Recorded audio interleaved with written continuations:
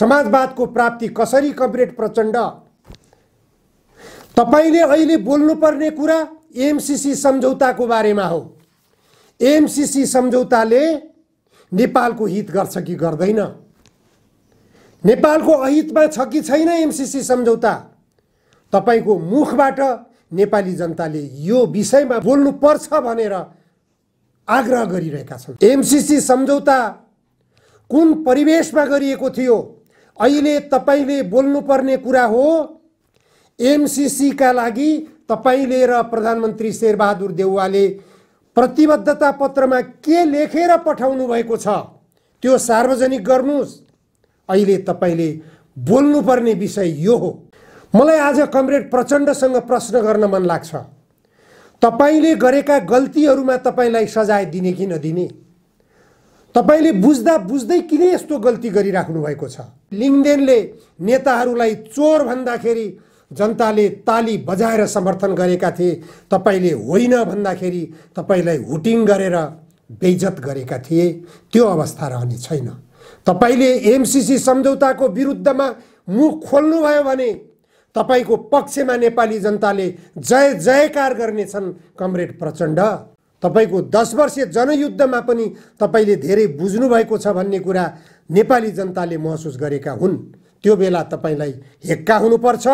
तपाई शान्ति प्रक्रियामा आउँदा पनि तपाईले अब केही गर्नुहुन्छ देशमा भन्ने विश्वास आम नेपाली जनतामा पलाएको थियो।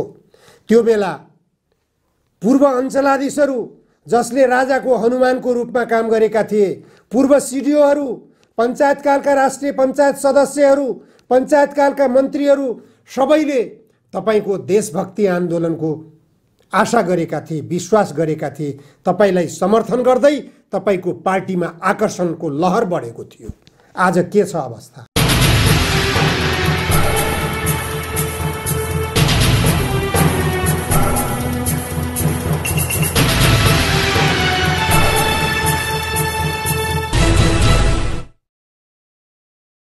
नमस्कार, जनधारणा खबरको युट्युब च्यानलमा यहाँहरूलाई स्वागत छ।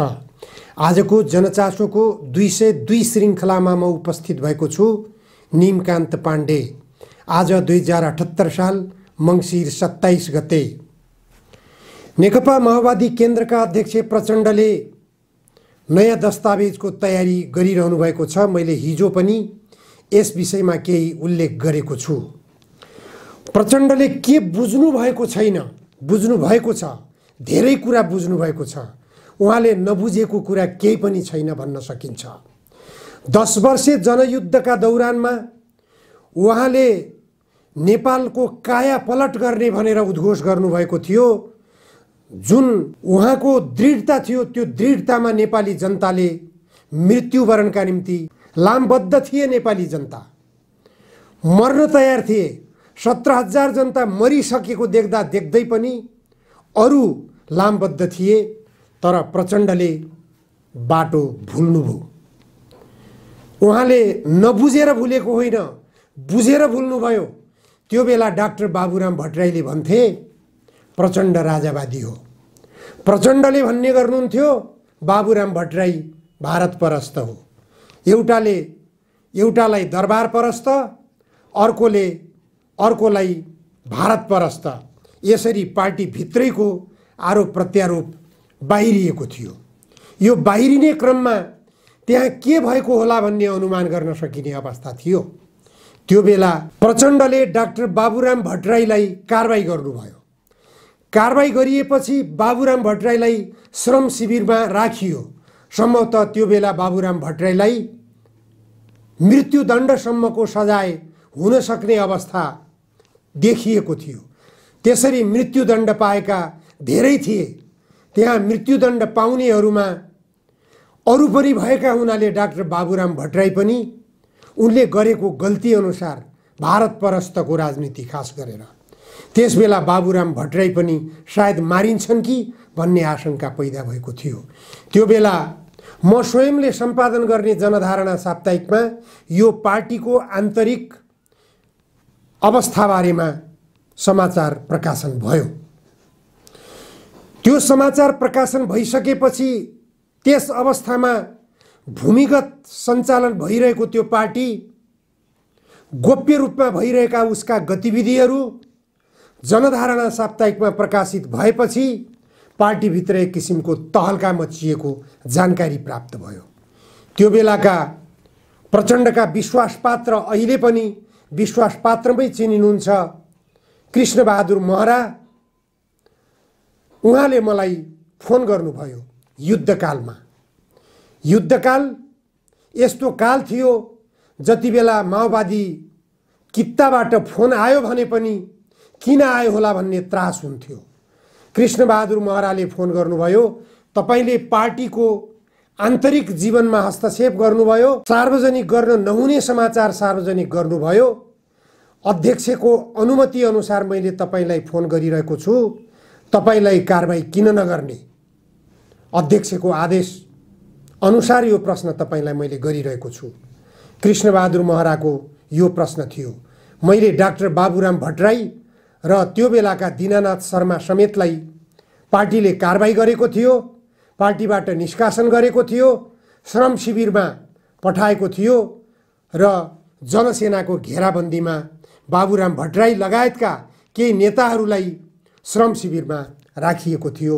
श्रमिकको रूपमा त्यहाँ माओवादी सेनाले जे काम गर्दथे त्यो काम गर्नुपर्ने अवस्थामा पुगेका थिए उनीहरू। त्यसरी सार्वजनिक भएको समाचारप्रति आपत्ति जनाइएपछि मैले त्यहाँ व्यक्त गर्नुपर्ने कुरा केही पनि छैन। मैले मेरो असावधानीलाई म सच्याउने छु भनेर मात्र मैले छुटकारा पाएँ।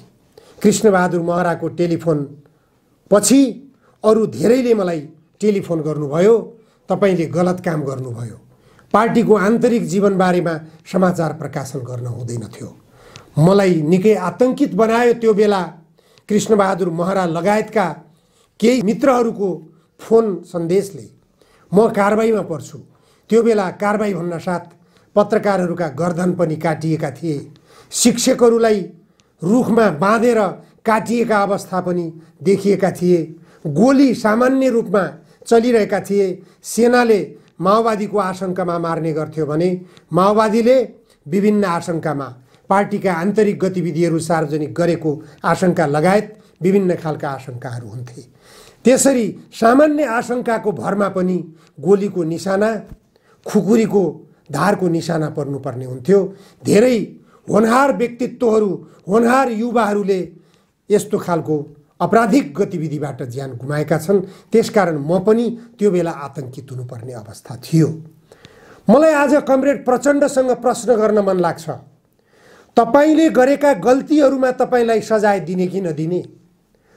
तपाईले बुझ्दा बुझ्दै किन यस्तो गल्ती गरिराख्नु भएको छ? तपाईले बोलिराख्नु भएको छ। ल प्रचण्डजीले बोलेको सुनौ। अहिले तपाई हेर्नुभयो भने यो धितोपत्र बोर्ड, सट्टा बजार, IMF, वर्ल्ड ब्याङ्क, एसियाली ब्याङ्क, यी तपाईँ हामीले हेर्दाखेरि ब्याङ्क हो न पैसा यताउता गर्छन् भनिन्छौँ, होइन त्यति सजिलो। यो साम्राज्यवादका विकसित रूपहरू हुन्।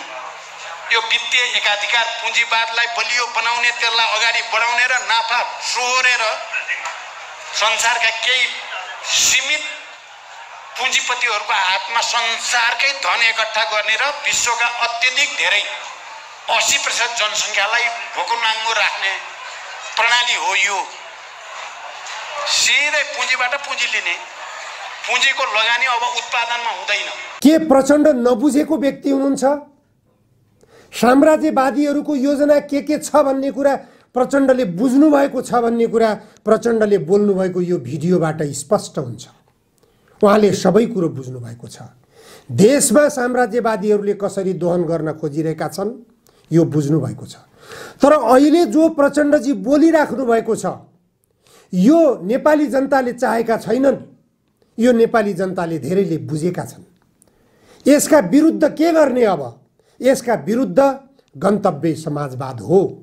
समाजवादको प्राप्ति कसरी? कमरेड प्रचण्ड, तपाईले अहिले बोल्नुपर्ने कुरा एमसीसी सम्झौताको बारेमा हो। एमसीसी सम्झौताले नेपालको हित गर्छ कि गर्दैन? नेपालको अहितमा छ कि छैन एमसीसी सम्झौता? तपाईको मुखबाट नेपाली जनताले यो विषयमा बोल्नु पर्छ भनेर आग्रह गरिरहेका छन्, तर तपाईँ बोल्न चाहनुहुन्न। तपाईँले IMF का कुरा, विश्व बैंकका कुरा, धितोपत्र बोर्डका कुरा, यिनी कुरा अहिले बोल्नुपर्ने आवश्यकता छैन, भोलि बोल्दै गर्नुहोला। अहिले तत्काल तपाईँको ढोकामा आइपुगेको छ, संघारमा आइपुगेको छ। भोलिदेखि संसद अधिवेशन बसाल्दै हुनुहुन्छ, भोलि मङ्सिर 28 गतेदेखि।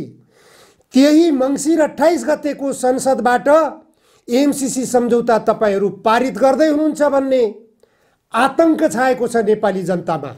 आजै विभिन्न वाम दलहरूले, संसद बाहिर रहेका दलहरूले MCA कार्यालय घेराबन्दीको कार्यक्रम राखे।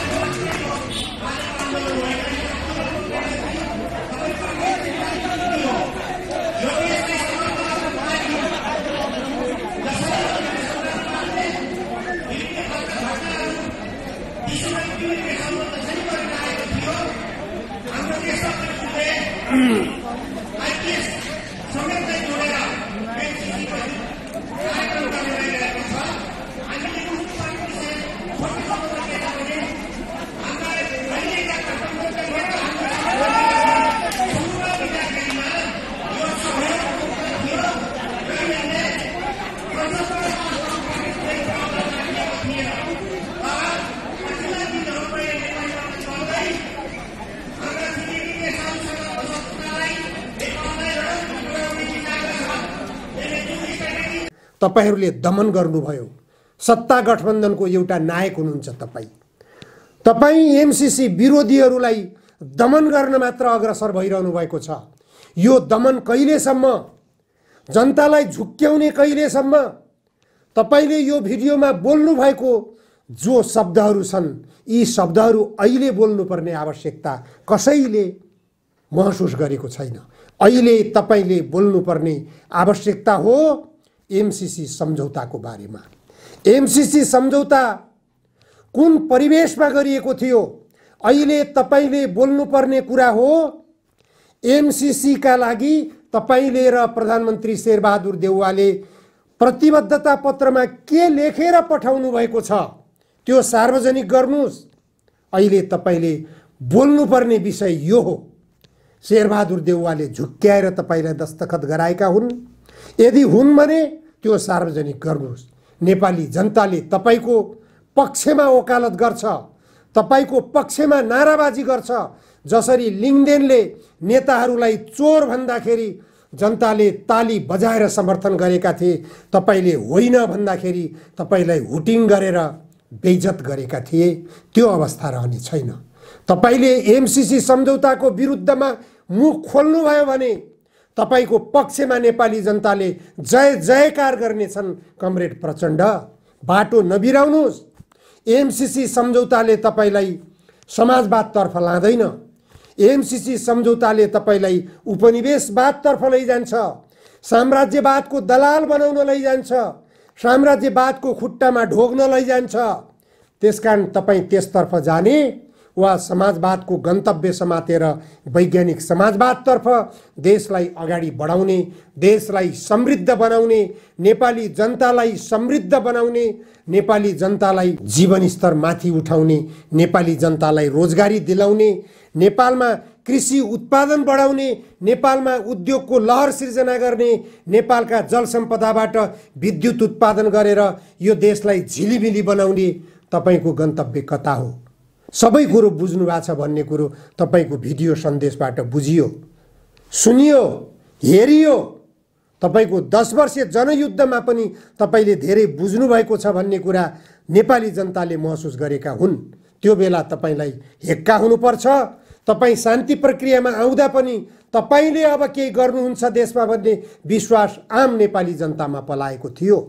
त्यो बेला पूर्व अञ्चलाधीशहरू जसले राजाको हनुमानको रूपमा काम गरेका थिए, पूर्व सिडिओहरू, पञ्चायतकालका राष्ट्रिय पञ्चायत सदस्यहरू, पञ्चायतकालका मन्त्रीहरू सबैले तपाईको देशभक्ति आन्दोलनको आशा गरेका थिए, विश्वास गरेका थिए। तपाईलाई समर्थन गर्दै तपाईको पार्टीमा आकर्षणको लहर बढेको थियो।